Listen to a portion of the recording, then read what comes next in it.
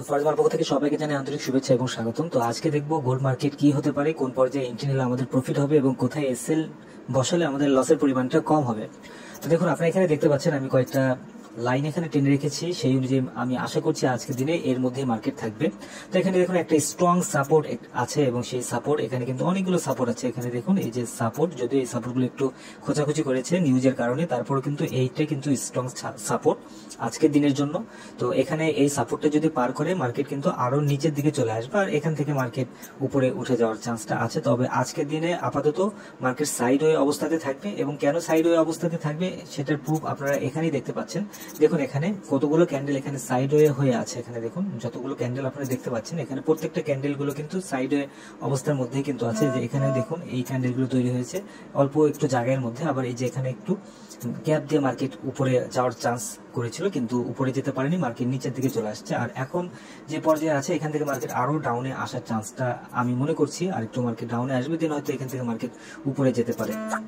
তো এখানে দেখুন আমি যে লাইনটি এখানে টেনেছি সেটা অলরেডি কিন্তু এটার কাছাকাছি চলে আসছে। তো যারা এই ভিডিওটি যারা দেখছেন, ভিডিও চলাকালীন অবস্থায় যদি আপনারা এই পর্যায়ে যদি মানে বাই এন্ট্রি দিয়ে একটা এসএল যদি নিচে বসাতে পারেন, এসএলটা ধরুন আপনার এই পর্যায়ে হয়তো এসএলটা দিতে পারেন, আপনার 38 বা 35 হয়তো এসএলটা বসাতে পারেন, দেন মার্কেট কিন্তু এখান থেকে একটু উপরে যাওয়ার চান্সটা আছে। যদিও মার্কেট আজকে দিনে খুব বেশি আপ অ্যান্ড ডাউন করবে না, এখানে যে সাইড ওয়ে অবস্থায় হয়ে আছে সর্বোচ্চ হয়তো 62 পর্যন্ত যেতে পারে। এখানে 62 এটা একদম সর্বোচ্চ লেভেল 62 পর্যন্ত যেতে পারে, আর সর্বনিম্ন আপনার এই 30 পর্যন্ত মার্কেট হয়তো আসতে পারে, এখানে যে লাস্ট যে লেভেলটা আছে। তো এখান থেকেই ঘুরে যাওয়ার চান্সটা অনেক বেশি আছে।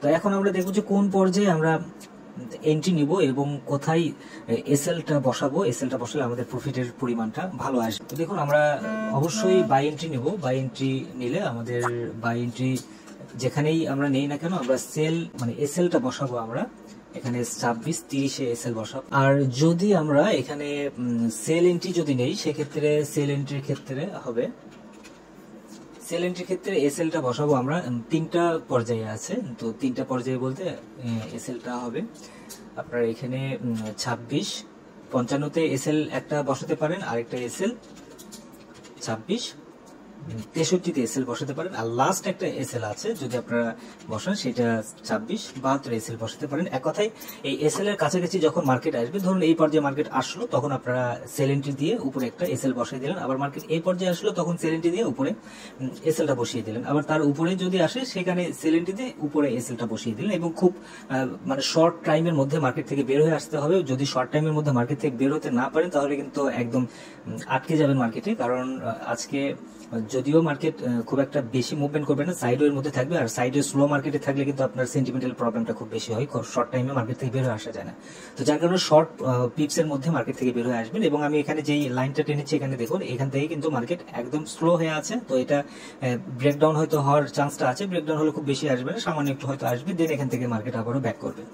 তো আশা করি বুঝতে পেরেছেন। ধন্যবাদ সবাইকে ফরেজ বাংলার সঙ্গে থাকার জন্য। আর ভিডিওটি যদি ভালো লেগে থাকে অবশ্যই কমেন্টের মধ্যে জানাবেন, আর টেলিগ্রাম চ্যানেলে জয়েন করবেন। টেলিগ্রামে আপডেটগুলো ইনস্ট্যান্টলি আপডেটগুলো পেয়ে যাবেন এবং সিগন্যাল পেয়ে যাবেন। ধন্যবাদ সবাইকে।